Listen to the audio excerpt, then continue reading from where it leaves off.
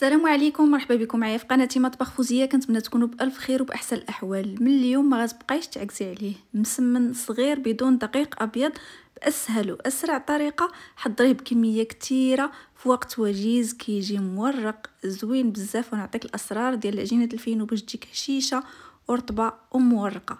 قبل ندوزو للمقادير وطريقه التحضير. الا كنتو اول مره كتشاهدوا فيديوهاتي ما تنساوش تشتركوا في القناه وتفعلوا جرس التنبيهات باش يوصلكم كل جديد ان شاء الله. وما تنساوش ايضا تدخلوا لصفحاتي، نخلي لكم الروابط ديالهم في صندوق الوصف. كندير فيهم وصفات مختصره لهاد الوصفات اللي كنحط لكم هنايا. نبداو بسم الله. عندي هنايا دقيق القمح الصلب اولا الفينو، عندي هنايا كيلو ونص. انا درت كميه كثيره، يمكن لكم ديروا غير نصف الكميه. انا هنايا عندي كيلو ونص، غادي نعبروا لكم بالكيسان لان بزاف الناس ما عندهمش الميزان، فغادي نعبروا لكم بالكيسان. وبالنسبه للناس اللي دائما كيسولوني على الفينو في كل فيديو كنستعملو، الناس اللي ماشي من المغرب، فهو سميد ناعم، كيكون رق من السميده المتوسطه، يعني سميد ناعم. بعد ما كملت التغربيل ديال الفينو اولا دقيق قمح الصلب، عطاني تقريبا 12 كاس ديال العنبه. وكنضيف جوج ديال الاكياس ديال الخميره ديال الحلويات، كل وحده فيها 8 غرام. الخميره ديال الحلوى مهمه باش هكا المسمن ديالكم كيجيكم فتي ومكيجيكمش قاصح. هنايا معلقه كبيره ديال العسل اللي يمكن لكم تعوضوها بالسكر. الملح دائما حسب الذوق، انا غتشوفوا درت الملح كتير لان راه عندي كميه كثيره. وعاد الفينو شويه ما كيبغيش يملاح بحال الدقيق. هنايا بالنسبه للماء حتى هو غادي نعبرو معكم. ضفت في الاول نصف لتر كامل الماء عادي من الروبيني، ما دافي ما حتى شي حاجه. وكنضيف نصف لتر اخر، يعني الكميه اللي استعملت لتر ديال الماء. نتوما تقدروا تستعملوا اقل او اكثر على حسب نوعيه الفينو اللي عندكم. المهم انا العجينه ديالي كنضيف الكميه ديال الماء كامله. العجينه كنبغي نطلعها خفيفه ديال الفينو، ماشي قاصحه، باش هكا كيجيكم المسمن ديالكم فتي. كما كتشوفوا معايا العجينه خفيفه، ضفت لها لتر ديال الماء. المهم نتوما ضيفوا نص سيترو، ونص سيترو ثاني ضيفوه غير بشويه بشويه على حساب النوعيه ديال الفينو اللي عندكم. في الاول غير كنبقى هكا نرش واحد شويه يدي بالماء، وكندلك هكا غير دلكه خفيفه، ما غادي ندلكوش بزاف في الاول. وبالنسبه اللي بغى يستعمل العجانه فغادي تعاونكم، لان الفينو كيبغي يدلك. كما شفتوا هنايا غير كنفزق يدي بالماء وكندلك. هذا هكا غير كندلك باش كينسجموا المكونات، داك العسل مع الملحه والخميره. صافي دابا قبل ما ندلكها نغطيها بالسلوفه، نخليها هكا واحد 5 حتى ل 10 دقائق حتى كيتشرب لي شويه داك الفينو. عاد كندوز باش ندلكو. خليوها غير شويه في الاول، شوفوا معايا راه كيكون تشرب وحتى العجينه كتولي بحال شويه مطاطيه. صافي هنايا كنبقى غير ندهن يدي بالماء وكندلك. كما قلت لكم انا العجينه باش ما كتعذبنيش كنطلعها خفيفه من الاول، باش هكا كندلكها بكل سهوله. كنبقى غير كنفزق يدي بالماء وكندلكها. حاولوا دلكوها مزيان حتى ما تبقاش هكا محبه، ما تبقاش يبان لكم فيها الحبوب ديال الفينو، وحتى اللون ديالها كيولي فاتح، ما كيبقاش صفر كما الاول. وهذا هو السر باش تنجح لكم العجينه بالفينو بوحدو. ضروري العجينه تدلكوها مزيان هكا واحد 10 دقائق وانتم كتفزقوا يدكم وكتدلكوا. هذا في حاله الا طلعتوا العجينه خفيفه بحالي. فالا بغيتوا تطلعوها قاصحه وانتم كتزيدوا الماء وانتم كتدلكوا، كيبقى لكم الاختيار، غير هي تعذبكم. فالعجينه ملي كتكون خفيفه دغيا كتدلك بكل سهوله بلا مجهود. شوفوا معايا العجينه كتولي منسجمه، ما كيبقاوش يبانوا لنا داك الحبوب ديال الفينو، وكذلك اللون ديالها كيولي فاتح. صافي دابا غادي نجمعها وندهنها بالزيت كما شفتوا معايا، وكنغطيها بالسلوفان، نخليها ترتاح على الاقل نصف ساعه ونرجع معكم.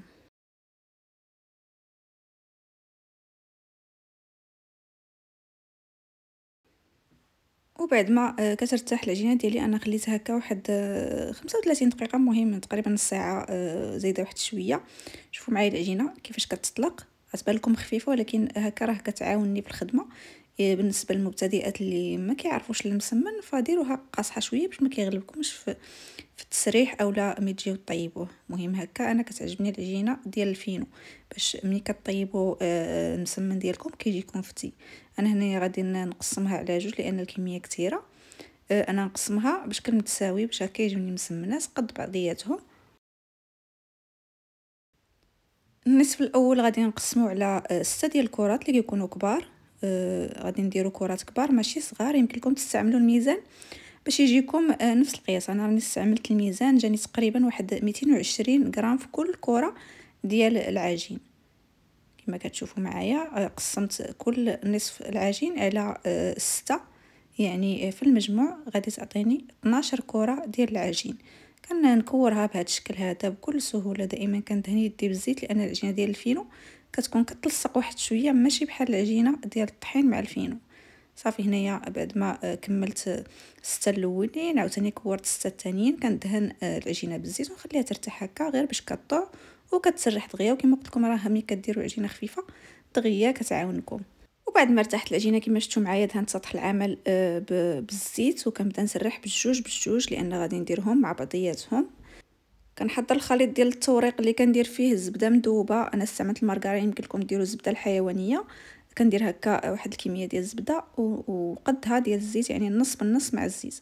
طلقت هكا 2 كرات ديال العجينه غير واحد شويه، وكندير كميه هكا مهمه ديال الزبده لان هادو غيتسرحوا من بعد. كندير الفينو، حتى الفينو كنكثر شويه في الاول، وكندير وحده على وحده بهذا الشكل. كنحاول نقادها باش كيجيو الجوانب على بعضياتهم، ومباشره كنبقى ندهن وكنسرح.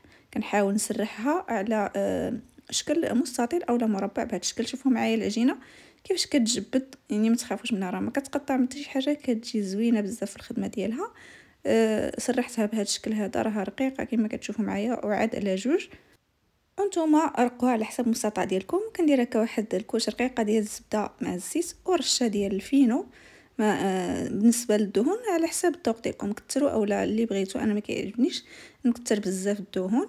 كنبدا نطوي بهذا الشكل هذا.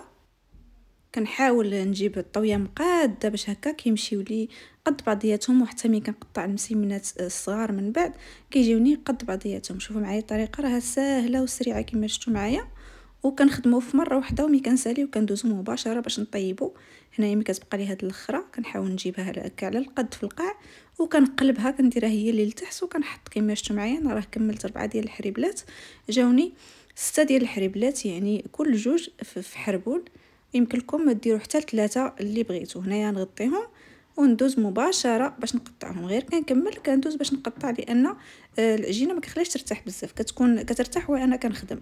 هنا قبل ما نقطع كنحاول نطراسي باش هكا كيجيوني على قد بعضياتهم. انا الا استعملتو نفس الكميه ديالي واستعملتو نفس القياس ديال الكرات، غادي يجيكم كل حربول فيه 6 ديال المسمنات صغار.